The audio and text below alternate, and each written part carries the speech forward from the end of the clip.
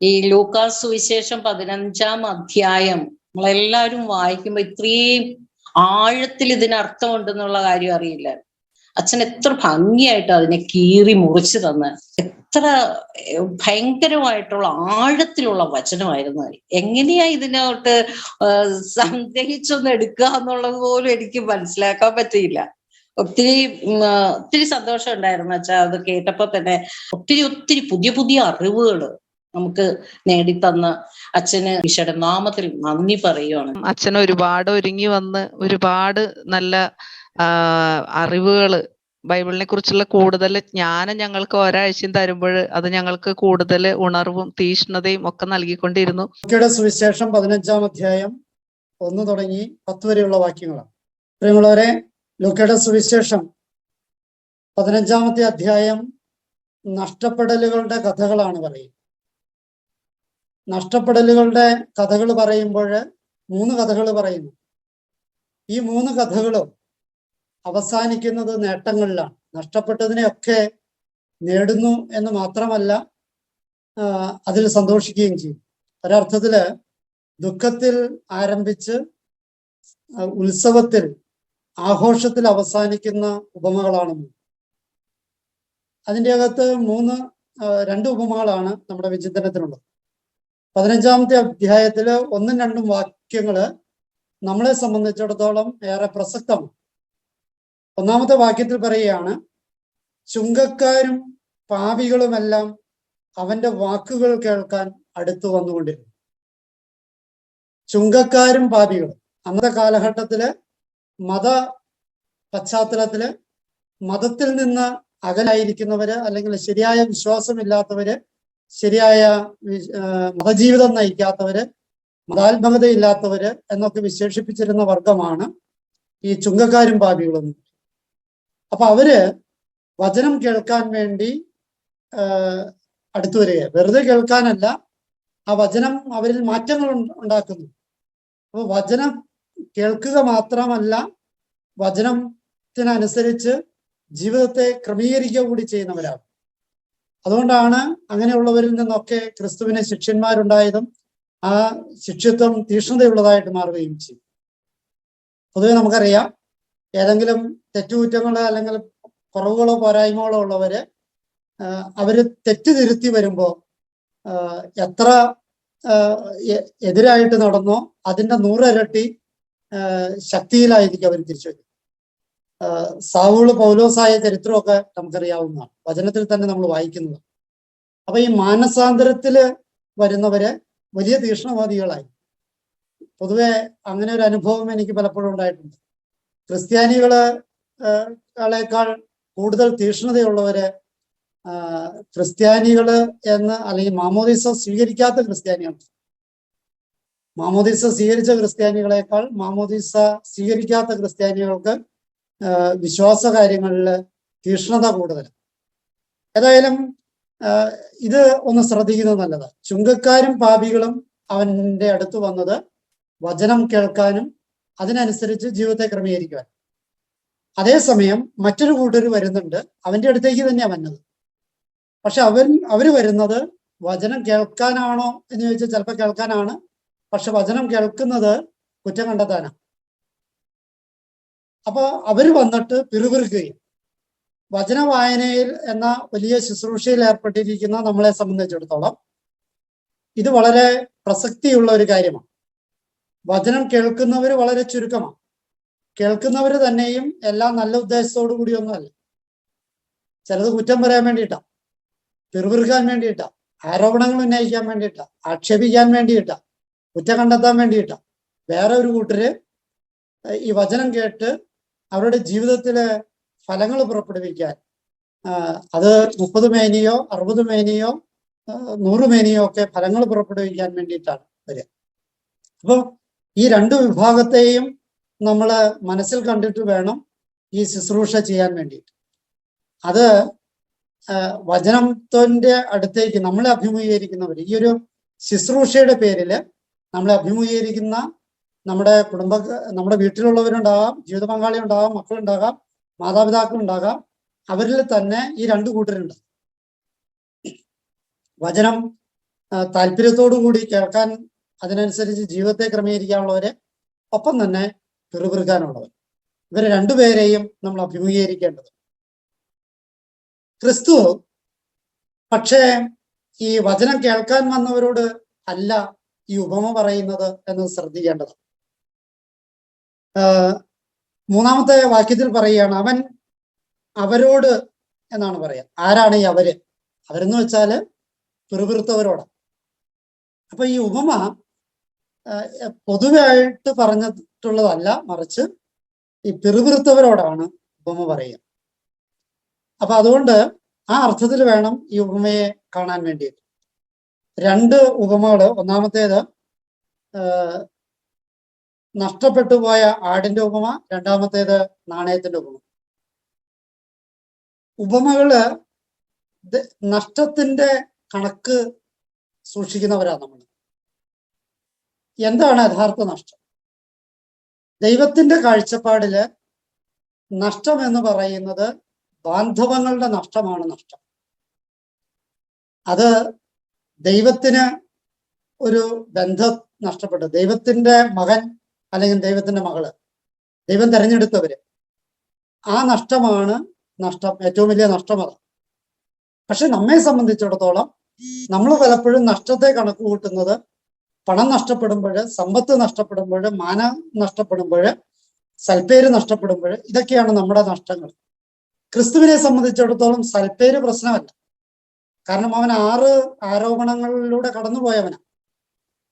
അവന്റെ പണത്തെക്കുറിച്ച് അവൻ ബോധവാനല്ല, സമ്പത്തിനെ കുറിച്ച് ബോധവാനല്ല. ഇതൊന്നും ക്രിസ്തുവിനെ സംബന്ധിച്ചിടത്തോളം നഷ്ടമല്ല. ഇതൊന്നുമില്ലാത്തവനാണ്. അങ്ങനെയെങ്കിൽ ഇതൊന്നും നഷ്ടപ്പെടാനില്ല. നമുക്കൊക്കെ ഉണ്ട് എന്ന് പറയുന്നത് ഇതൊക്കെയാണ്. ഈ ഉള്ളതേ നഷ്ടപ്പെടുള്ളൂ, ഇല്ലാത്തത് നഷ്ടപ്പെടില്ല. അപ്പൊ നമുക്കൊക്കെ ഉള്ളത് ഇതൊക്കെയാണ്, അതൊക്കെയാണ് നഷ്ടപ്പെടുന്നത്. പക്ഷേ ഈ ബന്ധം നഷ്ടപ്പെടുന്നതാണ് ഏറ്റവും വലിയ പ്രശ്നം എന്നാണ് ഈ ഉപമകളിലൂടെ ക്രിസ്തു നമ്മളെ പഠിപ്പിക്കുക. 2 ബന്ധങ്ങള്, ഒന്ന് ദൈവവുമായിട്ടുള്ള ബന്ധം, മറ്റ് സഹോദരങ്ങളുമായിട്ടുള്ള ബന്ധം. അതുകൊണ്ട് തന്നെ ഈ നഷ്ടപ്പെടലുകളുടെ കഥകളെല്ലാം അവസാനിക്കുന്നത് ആഘോഷങ്ങളില്ല. തൻ്റെ സുഹൃത്തുക്കളെയും തൻ്റെ അയൽവക്കക്കാരെയും തൻ്റെ ബന്ധുക്കളെയും ഒക്കെ വിളിച്ചു കൂട്ടി ഒരാഘോഷം നടത്തിയിട്ട് ഒരു ബന്ധങ്ങള്, നഷ്ടപ്പെട്ടു പോയ ബന്ധത്തെ തിരിച്ചു പിടിക്കുമ്പോൾ ഒപ്പം തന്നെ കൂടെയുള്ള ബന്ധത്തെ കൂട്ടി നിർത്തുന്ന ഒരു കാര്യം കൂടി ഈ 3 ഉപമയിലും ഉണ്ട് എന്നുള്ളത് ശ്രദ്ധിക്കേണ്ട കാര്യമാണ്. ഒന്നാമത് പറയുന്നത് നഷ്ടപ്പെട്ടു പോയ ആടിന്റെ ഉപമ. എന്താണ് ക്രിസ്തു ഈ ആടിനെ നഷ്ടപ്പെട്ട കഥ പറഞ്ഞു?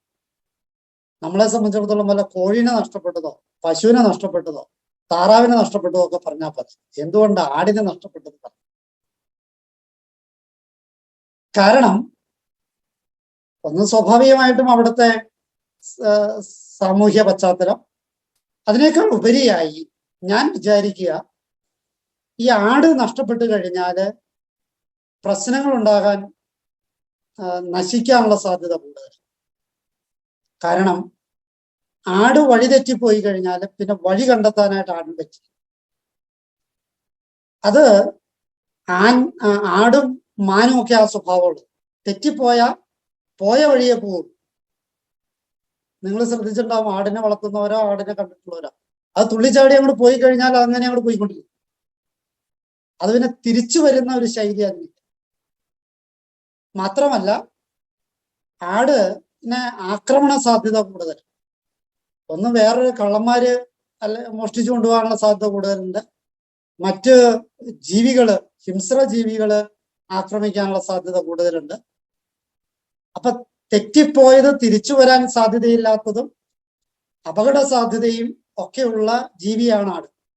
അതുകൊണ്ട് തന്നെയാണ് ഈ നഷ്ടപ്പെട്ടു പോയ ആടിന്റെ ഉപമ പറയാം. കാരണം ആ ആട് നഷ്ടപ്പെട്ടാല് തിരിച്ചു കിട്ടാനുള്ള സാധ്യതയില്ല, സ്വയം തിരിച്ചു വരാനുള്ള സാധ്യതയില്ല. അത് നശിച്ചു പോകാനാ സാധ്യത, അത് ചത്തുപോകാനാ സാധ്യത, അത് വഴിതെറ്റിപ്പോകാനാ സാധ്യത. അപ്പോ തിരിച്ചു കിട്ടാൻ സാധ്യതയില്ലാത്ത ഒരു ജീവിയാണ് ആട്. അതുകൊണ്ട് തന്നെയാണ് ക്രിസ്തു മനഃപൂർവ്വം നഷ്ടപ്പെട്ടു പോയ ആടിന്റെ ഉപമ പറയുക. ഇനി ഈ നഷ്ടപ്പെട്ടു പോയതിനെ കണ്ടെത്തുന്ന ഒരു പ്രോസസ്സ് അത് പ്രധാനപ്പെട്ടതാണ്. ഒന്നാമതായിട്ട് ഈ ഒരു നഷ്ടബോധം ഉണ്ടാകുമ്പോൾ നമ്മൾ ഈ നഷ്ടങ്ങളെ ധ്യാനിക്കേണ്ടത്. നമ്മുടെ ജീവിത പങ്കാളി നഷ്ടപ്പെടുന്ന സാഹചര്യങ്ങൾ, അനുഭവങ്ങളുണ്ട്. നമ്മുടെ മക്കൾ നഷ്ടപ്പെടുന്ന അനുഭവങ്ങളുണ്ട്. നമ്മുടെ മാതാപിതാക്കന്മാര് നഷ്ടപ്പെടുന്ന അനുഭവങ്ങളുണ്ട്. നമ്മുടെ ഉറ്റവര്, ഉടയവര്, ബന്ധുക്കള്, മിത്രങ്ങള്, നമ്മുടെ ഈ ഗ്രൂപ്പിലുള്ളവര് ഒക്കെ നഷ്ടപ്പെടുന്ന അനുഭവങ്ങളുണ്ട്. സ്വാഭാവികം. നഷ്ടപ്പെട്ടു പോകുമ്പോൾ നഷ്ടപ്പെട്ടു എന്ന് തോന്നുമ്പോൾ നമ്മൾ എടുക്കേണ്ട മനോഭാവം നഷ്ടപ്പെട്ടതിനെ ന്യായീകരിക്കാൻ, പോണത് പോട്ടെ എന്ന് പറയാൻ. നമ്മുടെ ഈ തമിഴിലൊരു ശൈലി ഉണ്ടല്ലോ, പോണാ പോട്ടും പോടാ എന്ന് പറയുന്ന ശൈലി. പോണത് പോട്ടെ എന്ന് പഴയ കാരണന്മാര് പറയുന്ന ഒരു ശൈലിയുണ്ട്. അടിച്ച വഴിക്ക് പോയി പോയ വഴിക്ക് അടിക്കാം. ഈ പോയ വഴിക്ക് അടിക്കല് ക്രിസ്തുവിന്റെ വഴിയല്ല. അത് കാരണന്മാര് അങ്ങനെ പറയും, പക്ഷെ പോയ വഴിക്ക് അടിക്കാൻ പാടില്ല എന്നുള്ള ക്രിസ്തുവിന്റെ നയം. അതിനെ കണ്ടെത്തണം. അപ്പോ ഈ കണ്ടെത്തുന്ന ശൈലി ശ്രദ്ധിക്കേണ്ടതാണ്. ഒന്നിനെ കണ്ടെത്തണമെങ്കിൽ ആദ്യം ഈ ഉത്തരത്തിലുള്ളത് എടുക്കണമെങ്കിൽ കക്ഷത്തിലുള്ളത് മാറ്റണം. കൂടിയുള്ളതിനെ വേണ്ടാന്ന് വെച്ചാലാണ്, അല്ലെങ്കിൽ ഒന്ന് തൽക്കാലത്തേക്ക് മാറ്റി നിർത്തിയാലാണ് നഷ്ടപ്പെട്ടു പോയതിനെ കണ്ടെത്താൻ പറ്റും. ഒരു പരിധി വരെ നമുക്ക് നഷ്ടപ്പെട്ടതൊക്കെ ചിലതൊക്കെ കൂടെ ഉണ്ടായിപ്പെടാം. ചില ബന്ധങ്ങൾ നഷ്ടപ്പെട്ടത് ചിലതിനെ ചേർത്ത് പിടിച്ചപ്പോഴാണ് ചിലത് നഷ്ടപ്പെട്ടു പോയത്. ഞങ്ങൾ ഈ പാടത്ത് പണ്ട് ഈ ആഫ്രിക്കൻ പായൽ വാരുന്ന ഒരു പരിപാടി. ഇതിങ്ങനെ തള്ളിക്കൊണ്ടുപോകും, പൊങ്ങി കിടക്കുമല്ലോ. ഇതിങ്ങനെ തള്ളിക്കൊണ്ടു പോകുമ്പോൾ ഒരു സൈഡിൽ കൂട്ടുമ്പോൾ മറ്റേ സൈഡിൽ കൂടെ അതായിട്ട് വഴിക്കും. കുറേ എണ്ണത്തിനെ കൂട്ടിപ്പിടിക്കാൻ നോക്കുമ്പോഴാണ് ചിലതൊക്കെ നഷ്ടപ്പെടുന്നത്. ആടിന്റെ പ്രശ്നം അത് തന്നെയാണ്.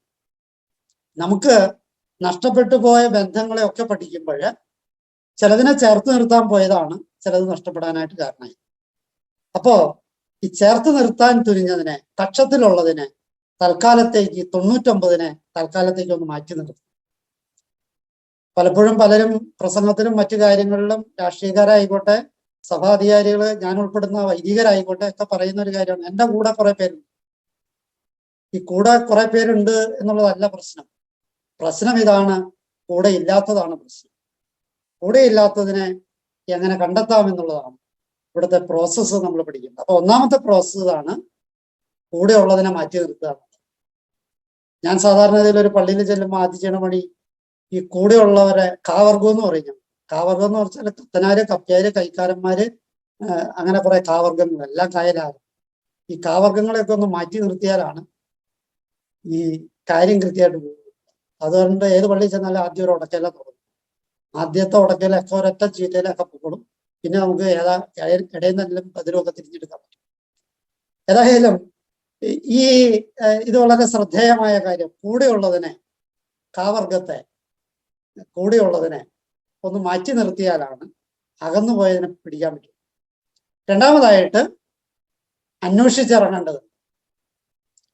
അന്വേഷിച്ചിറങ്ങല് ശ്രദ്ധിക്കേണ്ട ഒരു വിഷയമാണ്. നമ്മൾ പരിശ്രമിക്കാം എന്ന് പറയുന്ന ഒരു ശൈലിയുണ്ട്. പരിശ്രമം, ഞാൻ അത് ചെയ്യാൻ പരിശ്രമിക്കാം. ഞാൻ പിള്ളേര് പറയുന്നൊരു ഭാഷയുണ്ട്, ഞാൻ നന്നായിട്ട് പഠിക്കാൻ ശ്രമിക്കാം. എന്നിട്ട് അവന് അടുത്ത പരീക്ഷയ്ക്ക് മാർക്ക് ഉണ്ടാവില്ല.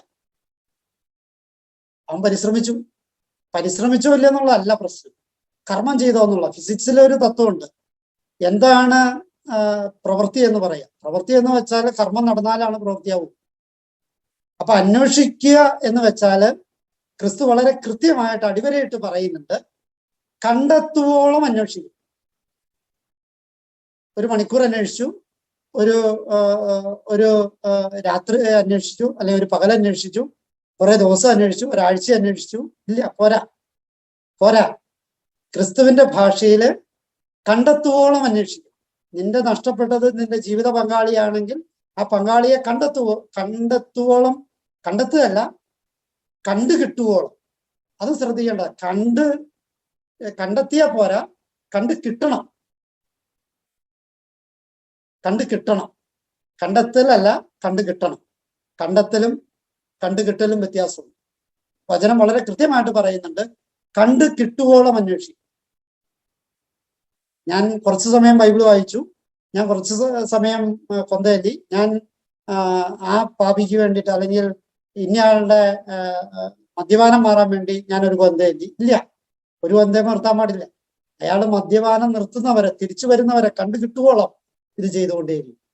ഞാൻ ബൈബിൾ വായിക്കുന്നത് ഇന്ന ഒരു നിയോഗത്തിന് വേണ്ടിയിട്ടാണ്, ശരി, നല്ല കാര്യം. പക്ഷേ നീ ഉദ്ദേശിച്ചത് നേടുവോളം ഈ അന്വേഷണം തുടർന്നുകൊണ്ടിരിക്കണം, അല്ലെങ്കിൽ ഈ കർമ്മം ചെയ്തുകൊണ്ടിരിക്കും.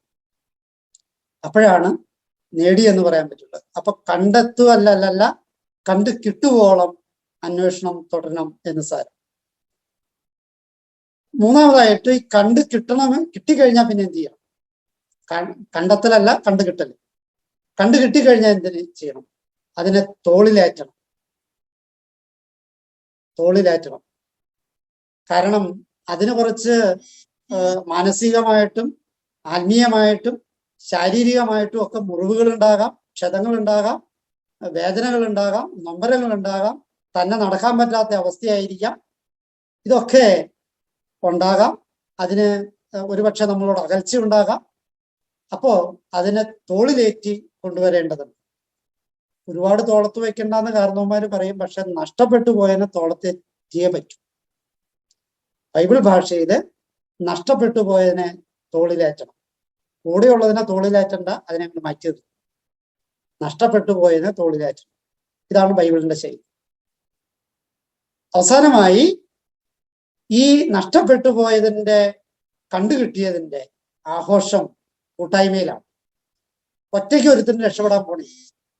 ക്രിസ്തു തന്നെയും ഒറ്റയ്ക്കല്ലല്ലോ പോയത്, കുറെ പേരെ കൂടെ കൂട്ടിയില്ലേ. നമ്മള് ഈ ശുശ്രൂഷ ചെയ്യുമ്പോൾ ഒരാള് അടുത്ത ദിവസം ചോദിച്ചതാണ്, ബൈബിൾ എന്തിനാ ഈ ഓൺലൈനിൽ വായിക്കണേ? എനിക്ക് എന്നെ മുറിയിൽ ഒറ്റയ്ക്ക് വായിച്ചാൽ പോലെ. ഒറ്റയ്ക്ക് വായിക്കുമ്പോൾ അതിൻ്റെ അകത്ത് കൂട്ടായ്മയില്ല. സാക്ഷ്യങ്ങള് കഴിഞ്ഞ തവണ ഞാൻ കഴിഞ്ഞ ആഴ്ച പറഞ്ഞതാണ്, സാക്ഷ്യം എന്ന് പറയുന്നത് മനസ്സിനോട് പറയുന്നത്. ഈ കൂട്ടായ്മ, ഈ വചനപ്രഘോഷണത്തിന്റെ കൂട്ടായ്മ, ഇത് പരസ്പരം എവിടെയൊക്കെയോ സാമ്യങ്ങള് ഉള്ള, കുറച്ചൊക്കെ മനസ്സുകളെ അറിയുന്ന, കുറച്ചൊക്കെ താതാത്മ്യങ്ങളുള്ള, കുറച്ചൊക്കെ ആഭിമുഖ്യങ്ങളില് സാൽമ്യമുള്ള മനുഷ്യരാണ് ഈ കൂട്ടായ്മയിലുള്ളത്.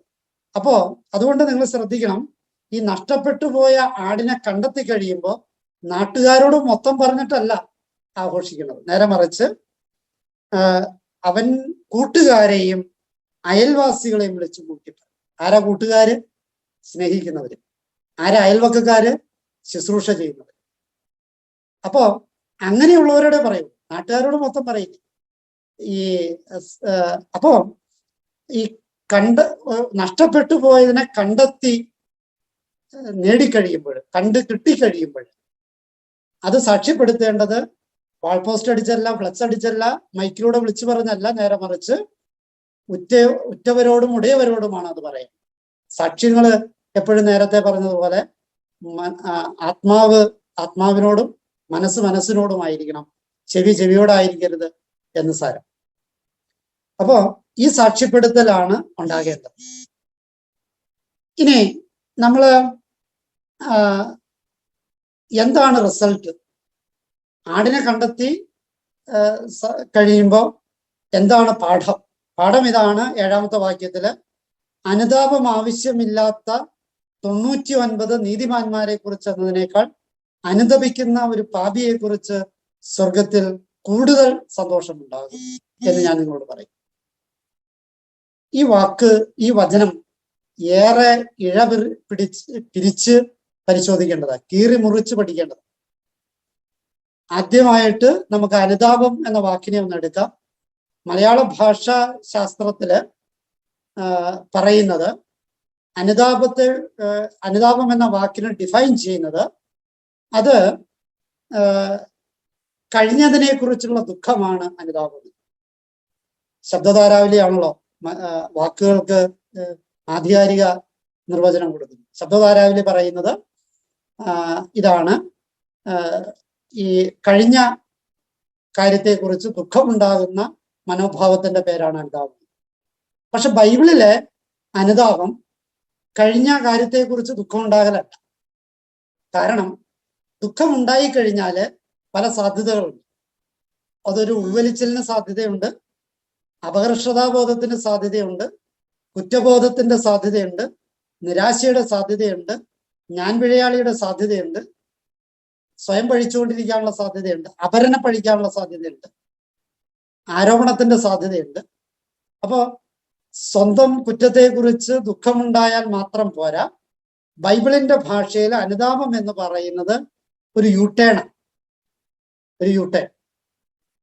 പോയ വഴിയിലൂടെ എവിടെ നിന്നാണോ പോയത് അതിലേക്കുള്ള തിരിച്ചുവരവാണ് അനുതാപം. അത് ഈ മൂന്നാമത്തെ ധൂർത്തപുത്രന്റെ ഉപമയിൽ കൃത്യമായിട്ട് പറയുന്നുണ്ട്. ആ ധൂർത്തപുത്രൻ ഈ പന്നിക്കൂട്ടിലിരുന്നിട്ട് പറയുകയാണ്, ഞാൻ എൻ്റെ പിതാവിന്റെ പക്കലേക്ക് ഈ തിരിച്ചു പോകാനുള്ള തീരുമാനത്തിന്റെ പേരാണ് അനുതാപം, പശ്ചാത്താപം. ഈ രണ്ടു വാക്കും സമാന്തരമായിട്ട് ഉപയോഗിക്കും. അനുതപിക്കുക, കൂടെ തപിക്കുക എന്നർത്ഥം, കൂടെ ചൂടാവുക എന്നർത്ഥം. ആരുടെ കൂടെ? എവിടെ നിന്നാണോ വന്നേ, തെരഞ്ഞെടുത്തവൻ ആരാണ്? ദൈവത്തിന്റെ പക്കലേക്കുള്ള തിരിച്ചുപോക്കരിയാണ് അനുതാപം എന്ന് ബൈബിളിൽ പറയും. അപ്പൊ ഭാഷാപരമായ അർത്ഥമല്ല ബൈബിളിന്റെ അനുതാപം. ദുഃഖമുണ്ടാകുക എന്നുള്ളത് മാത്രമല്ല, മറിച്ച് ആയിരിക്കുന്ന അവസ്ഥയിൽ നിന്ന് യൂട്ടേൺ പിടിക്കുന്ന അവസ്ഥയുടെ പേരാണ്, മനോഭാവത്തിന്റെ പേരാണ് അനുതാപം എന്ന് പറയും. ഈ ആടിന്റെ ഉപമ ലൂക്കയുടെ സുവിശേഷത്തിന്റെ ഉപമകളുടെ ലിസ്റ്റ് എടുക്കുമ്പോൾ 34-ാമത്തെ ഉപമയാണ്. നാണയത്തിന്റെ ഉപമ 35-ാമത്തെ ഉപമ. ഈ നാണയത്തിന്റെ ഉപമയിലേക്ക് അതുപോലെ തന്നെ നമ്മൾ മറ്റൊരു കാര്യം ശ്രദ്ധിക്കേണ്ടത്, 7-ാമത്തെ വാക്യത്തിന്റെ 1-2 കാര്യങ്ങളോട് ഒന്ന് ഓർമ്മപ്പെടുത്താനായിട്ട് ആഗ്രഹിക്കാം. അനുതാപം ആവശ്യമില്ലാത്ത 99 നീതിമാന്മാരെ കുറിച്ച് എന്ന് പറയുന്നുണ്ട്. ഈ 99-ഉം 9-ഉം തമ്മിലുള്ള നീതിയല്ല, അതൊരു അനീതിയല്ലേ? 99-നല്ലേ വെയിറ്റേജ് കൊടുക്കുന്നത്, ഭൂരിപക്ഷം അവിടെയല്ല. അതിനെ അവഗണിച്ചിട്ട് എന്താണ് ഇങ്ങനെ? ഇനി ഈ 99 നീതിമാന്മാരെ അപേക്ഷിച്ച് നീതിയില്ലാത്ത അല്ലെങ്കിൽ അനുതാപം ആവശ്യമില്ലാത്ത, അപ്പൊ അനുതാപം ആവശ്യമില്ലാത്ത 99, അനുതാപം ആവശ്യമുള്ള 1. അപ്പൊ ഏതാ വിലപ്പെട്ടത്? സാധാരണഗതിയിൽ തീർച്ചയായിട്ടും വിലപ്പെട്ടത് അനുതാപം ആവശ്യമില്ലാത്തവര് തന്നെ. ഇനി അനുതാപം ആവശ്യമില്ലാത്ത 2 തലത്തിലാണ്. 2 തരത്തില് അനുതാപം ആവശ്യമില്ലാത്തവരുണ്ട്. ഒന്ന്, ശരിയായ അനുതാപം നടത്തിയവർക്ക് പിന്നെ അനുതാപിക്കേണ്ട ആവശ്യം. അതുകൊണ്ടാണ് ഈ നമ്മളെ തിരുസഭ കുമ്പസാരത്തെ കുറിച്ച് പഠിപ്പിക്കുമ്പോൾ നല്ല കുമ്പസാരം നടത്തിയവർക്ക് പിന്നെ ആ കുമ്പസാരത്തിലെ പാകപ്പഴ ഏറ്റു പറയേണ്ട കാര്യമില്ല. നല്ല അനുതാപം ഉള്ളവർക്ക് പിന്നെ അനുതാപിക്കേണ്ട ആവശ്യമില്ല. അപ്പൊ ഒന്നാമത്തെ വർഗം നല്ല അനുതാപം നടത്തിയവരാ. രണ്ടാമത്തെ ഒരു വർഗം അനുതാപം ആവശ്യമില്ല എന്ന് സ്വയം കരുതുന്നവരാ. അവരാണ് നേരത്തെ സൂചിപ്പിച്ച ഫരിസേയരും നിയമജ്ഞരും. അവര് അനുതാപം ആവശ്യമില്ല എന്ന് സ്വയം തീരുമാനിച്ചവർ. അപ്പൊ അനുതാപം ആവശ്യമില്ലാത്ത 99 പേരുണ്ട്. ആ 99-ല് കുറെയൊക്കെ ശരിയായ അനുതാപമുള്ളവരാ. ആ 99-ല് കുറെയൊക്കെ അനുതാപം ആവശ്യമില്ലെന്ന് സ്വയം വിചാരിക്കുന്നവരാ. നമ്മൾ ഏത് വർഗത്തിൽപ്പെടും? ഞാൻ വലിയ തെറ്റുകുറ്റമൊന്നും ചെയ്യുന്നില്ല എന്ന് പറയുമ്പോൾ അനുതാപം ആവശ്യമില്ലെന്ന് സ്വയം ന്യായീകരിച്ചുകൊണ്ടതാണോ അതോ ശരിയായ അനുതാപം നടത്തിയത് കൊണ്ടാണോ? ഈ 2 പക്ഷത്ത് നിൽക്കുമ്പോഴും അനുതാപം ആവശ്യമില്ലെന്ന് തീരുമാനിക്കാം. അപ്പൊ അനുതാപം ആവശ്യമില്ലാത്ത 99, ഇനി ആദ്യ പക്ഷമാണെന്ന് വിചാരിക്കാം. ആദ്യ പക്ഷമാണെങ്കിൽ അവര് ഈ 99 എണ്ണം എപ്പോഴൊക്കെ അനുതപിച്ചോ അവരെ കുറിച്ച് ആ സമയത്ത് സ്വർഗത്തിന് സന്തോഷം ഉണ്ടായി. പിന്നെ ഇതിനിപ്പോ സന്തോഷിക്കണേ? അപ്പൊ അവിടെ അനീതി ഇല്ലല്ലോ. ക്ലിയർ ആയോ? 99-നെ കുറിച്ച് അവരനുതപിച്ചപ്പോഴൊക്കെ ഈ 99-ലെ ഓരോരുത്തരും അനുതപിച്ചപ്പോൾ സ്വർഗത്തിന് സന്തോഷം ഉണ്ടായി. അപ്പൊ പിന്നെ ഇപ്പൊ സന്തോഷിക്കേണ്ട കാര്യമില്ല. ഇപ്പോ ഈ നഷ്ടപ്പെട്ടു പോയതിനെ അതിനെ അനുതപിച്ച് കിട്ടി കഴിഞ്ഞപ്പോഴാണ് അതിനെ കുറിച്ച് സന്തോഷിക്കുക. അപ്പൊ അവിടെ അനീതിയില്ല. ഇനി നേരെ മറിച്ച് അനുതാപം ആവശ്യമില്ല എന്ന് സ്വയം അഹങ്കരിക്കുന്നവരെ ഓർത്ത് സന്തോഷിക്കേണ്ട കാര്യമില്ല. അപ്പോ സ്വർഗത്തില് സന്തോഷമുണ്ടാകുന്നത് അനുതപിക്കുക എന്നുള്ളത്. ഇവിടെ ഒരു ത്രെഡ് നമുക്ക് കിട്ടുന്നുണ്ട്. ദൈവത്തെ പ്രീതിപ്പെടുത്താനായിട്ട് ശ്രമിക്കുന്നവരാണ് നമ്മളൊക്കെ. ദൈവത്തെ പ്രീതിപ്പെടുത്താൻ വേണ്ടിയിട്ടാണ് നമ്മൾ വിശുദ്ധ കുർബാന അർപ്പിക്കുന്നത്, കുദാശകളിൽ പങ്കുചേരുന്നത്, വചന ശുശ്രൂഷകളിൽ ഏർപ്പെട്ടിരിക്കുന്നത്, നോമ്പ് നോക്കുന്നത്, ഉപവസിക്കുന്നത്, പ്രായശ്ചിത്തങ്ങൾ ചെയ്യുന്നത്, ഭക്താനുഷ്ഠാനങ്ങൾ ചെയ്യുന്നത്, ആചാരങ്ങളും അനുഷ്ഠാനങ്ങളും ചെയ്യുന്നത് ഒക്കെ ദൈവത്തെ പ്രീതിപ്പെടുത്താൻ. പക്ഷേ ദൈവത്തെ പ്രീതിപ്പെടുത്താനായിട്ടുള്ള ഏറ്റവും നല്ല മാർഗം എന്താ? അതാണ് ഇന്നത്തെ വചനത്തില് നമ്മളോട് പറയുക. ഒറ്റ മാർഗമുള്ളൂ ദൈവത്തെ പ്രീതിപ്പെടുത്താൻ. ഏറ്റവും പ്രധാനപ്പെട്ട മാർഗം അനുതാപം ഉണ്ടാകുക എന്നുള്ളത്, മനസാന്തരം ഉണ്ടാകുക എന്നുള്ളതാണ്. നീതിമാൻ പോലും ഒരു ദിവസം 7 പ്രാവശ്യം പാപം ചെയ്യുന്നു എന്ന് പറയുന്ന വചനത്തിന്റെ വെളിച്ചത്തില് നമ്മൾ ആത്മശോധന ചെയ്യുമ്പോൾ നമുക്കൊക്കെയും അനുതാപം അനുനിമിഷം ആവശ്യമാണ് എന്ന് മനസ്സിലാക്കാൻ പറ്റും. അപ്പൊ അങ്ങനെ വരുമ്പോൾ അനുതപിക്കുക എന്നുള്ളതാണ് ദൈവത്തെ പ്രീതിപ്പെടുത്താനായിട്ടുള്ള ഏറ്റവും നല്ല ഉദാത്തമായ മാർഗം എന്നുകൂടി വചനം നമ്മൾ ഓർമ്മപ്പെടുത്തി. ഇനി 35-ാമത്തെ ലൂക്കയുടെ സുവിശേഷത്തിലെ 35-ാമത്തെ ഉപമയിലേക്ക് കടക്കാവുന്ന നാണയത്തിന്റെ ഉപമയാണ്. നാണയം 10 നാണയത്തെ കുറിച്ചാണ് പറയുക. ഈ 10 നാണയത്തിന്റെ വില പരിശോധിക്കുമ്പോൾ അന്നത്തെ 7 രൂപ അല്ലെങ്കിൽ അങ്ങനെയൊക്കെ വേണമെങ്കിൽ കണക്കൂട്ടാം. ഇന്നത്തെ കാലത്ത് അല്ലെങ്കിൽ മത്തായിയുടെ സുവിശേഷം പഠിക്കുമ്പോൾ നമുക്കത് മനസ്സിലാക്കാൻ പറ്റും. ഒരു നാണയം എന്ന് വെച്ചാൽ ഒരു ദിവസത്തെ കൂലിയാണ്. ഒരു ദിവസത്തെ കൂലി ഒരു നാണയമാണ്. നമ്മള് വേലക്കാരുടെ ഉപമയിൽ നമ്മൾ വായിക്കുന്നുണ്ട്. ഒരു ദിവസത്തെ കൂലിയാണ് ഒരു നാണയം. അപ്പൊ ഒരു നാണയം നഷ്ടപ്പെട്ടു എന്ന് വെച്ചാല് ഒരു ദിവസത്തെ കൂലി നഷ്ടപ്പെട്ടു എന്നാണ് അർത്ഥം. ഇവിടെ ഈ ശ്രദ്ധിക്കേണ്ട ഒരു കാര്യമുണ്ട്. സ്ത്രീക്കാണ് നഷ്ടപ്പെടുന്നത്. 100 ആടിന്റെ ഉപമ പറയുമ്പോൾ അത് സമ്പന്നന്റെ കഥയാണ്. 10 നാണയമുള്ള ഒരു സ്ത്രീയുടെ കഥ പറയുമ്പോൾ അത് ദരിദ്രന്റെ ഉപമയാണ്. അങ്ങനെയും കൂടി നമ്മൾ പഠിക്കുന്നത്. ഈ ആകെ ആ സ്ത്രീക്ക് 10 നാണയമുള്ളൂ. ആകെ 10 തച്ചിന്റെ സമ്പാദ്യമേ ആ സ്ത്രീക്കുള്ളൂ. ഇന്നത്തെ കാലത്ത് 700-800 രൂപയാണ് തച്ച് ദിവസവേതനം എങ്കിൽ അതേ ഇൻറ്റു 10 7000 രൂപയാണ്. ആ 7000 രൂപ മാത്രമാണ് ആ സ്ത്രീക്കുള്ള ആകെയുള്ള സമ്പാദ്യം. അപ്പൊ പാവപ്പെട്ടവന്റെ ഉപമ കൂടിയാണ്, ബലഹീനതയുടെ ഉപമ കൂടിയാണ്. ഈ ബലഹീനർക്കും ഒരു നാണയം അത് ഒരാടിനെ അപേക്ഷിച്ച് വലിയ കാര്യമില്ല. പക്ഷേ ആ നഷ്ടപ്പെടല് തന്നെ. വളരുതാത്തവൻ അല്ലെങ്കിൽ വലിയ സമൂഹത്തിൽ വലിയ വിലയൊന്നും ഇല്ലാത്തവൻ നഷ്ടപ്പെട്ടാലും നഷ്ടപ്പെടല് തന്നെ. അപ്പോ ഈ 10 നാണയത്തിൽ ഒരു നാണയം എന്ന് പറയുമ്പോൾ വിലയില്ലാത്തത് നഷ്ടപ്പെട്ടു എന്ന് അർത്ഥം. അപ്പൊ വിലയില്ലാത്തത് നഷ്ടപ്പെട്ടാലും അന്വേഷിച്ചിറങ്ങണം. ഇവിടെ ഈ വിലയില്ലാത്തത് നഷ്ടപ്പെടുമ്പോൾ കുറച്ചുകൂടി ശ്രദ്ധ കൊടുക്കേണ്ടതുണ്ട്. വിലയില്ലാത്തത് നഷ്ടപ്പെടുമ്പോൾ കുറച്ചുകൂടി ശ്രദ്ധ കൊടുക്കേണ്ടത്. അതൊന്ന് ശ്രദ്ധിച്ചു വായിച്ചേ. ഒന്നാമതായിട്ട് വിളക്ക് കൊളുത്തും. വെറുതെ അന്വേഷിച്ചു പോയാൽ പോരാ, വെളിച്ചമായിട്ട് വേണം. എന്തിന്റെ വെളിച്ചം? അത് ആത്മീയതയുടെ വെളിച്ചം അല്ലെങ്കിൽ ഈ വചനത്തിന്റെ വെളിച്ചം ഒക്കെ ആയിട്ട് വേണം. ഞങ്ങള് ഈ തിന്മയെ ബന്ധിക്കാനായിട്ട് പോകുന്ന അച്ഛന്മാര് പൊതുവെ എടുക്കുന്ന ഒരു നയമുണ്ട്. ഏതെങ്കിലും ഒരു ബന്ധന പ്രക്രിയക്ക് പോകുന്നതിന് മുമ്പ് നന്നായിട്ട് പ്രാർത്ഥിച്ചൊരുങ്ങിയിട്ട് വേണം, നോമ്പ് ഉപവാസമൊക്കെ എടുത്തിട്ട് വേണം. അങ്ങനെ പോകാതെ, അങ്ങനെ ശരിയായ വിധത്തിൽ ഒരുക്കമില്ലാതെ, അല്ലെങ്കിൽ ഇന്നത്തെ വചനത്തിന്റെ പശ്ചാത്തലത്തിൽ പറയുമ്പോൾ വേണ്ടത്ര വെളിച്ചമില്ലാതെ പോയി കഴിഞ്ഞാൽ തട്ടി വീഴാനായിട്ടുള്ള സാധ്യതയുണ്ട്. അന്വേഷിച്ചു പോകുന്നവൻ തന്നെ വീണാലോ. അപ്പോ നിസ്സാരമായത് നഷ്ടപ്പെടുമ്പോൾ സൂക്ഷ്മത കൂടുതൽ ആവശ്യമുണ്ട്, വെളിച്ചം ആവശ്യമുണ്ട്, ശ്രദ്ധ ആവശ്യമുണ്ട്, കരുതൽ ആവശ്യമുണ്ട്. അതുകൊണ്ട് തീരെ നഷ്ടപ്പെട്ടു പോയതിനെ, കണ്ടെത്താൻ ബുദ്ധിമുട്ടുള്ളതിനെ, അല്ലെങ്കിൽ കണ്ടുപിടിക്കാൻ ബുദ്ധിമുട്ടുള്ളതിനെ കുറച്ച് കരുതലോടെ വേണം, കുറച്ച് കൂടുതൽ വെളിച്ചം കരുതണം എന്ന് സാരം. മാത്രമല്ല, ഒരു അടിച്ചുവാരൽ പ്രക്രിയ ആവശ്യമുണ്ട്, ഒരു ശുദ്ധികലശത്തിന്റെ പ്രക്രിയ ആവശ്യമുണ്ട്, ഒരു പരിസര ശുദ്ധീകരണത്തിന്റെ സാധ്യതയുണ്ട്. ഏത് മേഖലയിലാണോ നഷ്ടപ്പെട്ട് ആ മേഖലകളിൽ ഒരു ഒരു സാഹചര്യങ്ങളെ ശുദ്ധീകരിച്ചാലേ നഷ്ടപ്പെട്ടു പോയതിനെ വീണ്ടെടുക്കാൻ പറ്റൂ. ഒരു കുഞ്ഞുദാഹരണത്തിന്, ഒരു മദ്യപാനി അവനെ വീണ്ടെടുക്കുന്നത്, അല്ലെങ്കിൽ അവന്റെ സാഹചര്യം, അവൻ കൂട്ടുകാരോട് കൂടുമ്പോഴാണ് ഈ പ്രശ്നമെങ്കിൽ ആ ഒരു അടിച്ചുവാരല് നടത്തണം. എങ്ങനെ ആ കൂട്ടുകെട്ടുകളിൽ നിന്ന് മോചനം നേടണം, അതാണ് അടിച്ചുവാരൽ. സാഹചര്യങ്ങളിൽ നിന്ന് ഒരു ശുദ്ധീകരണം നടത്തിയാലാണ് നേടാനായിട്ട് സാധിക്കും.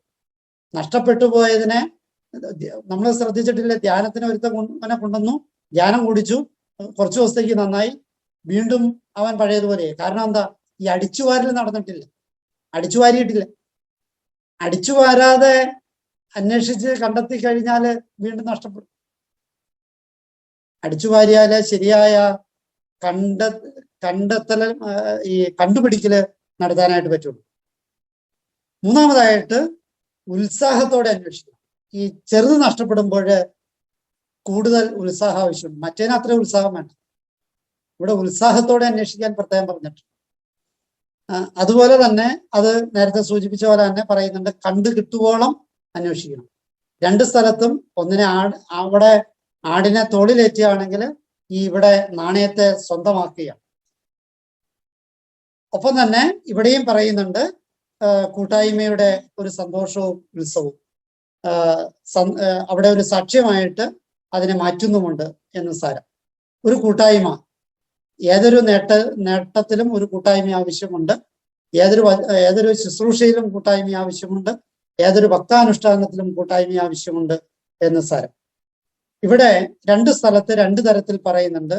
ആദ്യത്തേതില് സ്വർഗത്തിൽ സന്തോഷമുണ്ടാകും എന്ന് പറയുമ്പോൾ, രണ്ടാമത്തേതില് സ്വർഗത്തിലെ ദൈവത്തിന്റെ ദൂതന്മാർക്ക് സന്തോഷമുണ്ടാകും.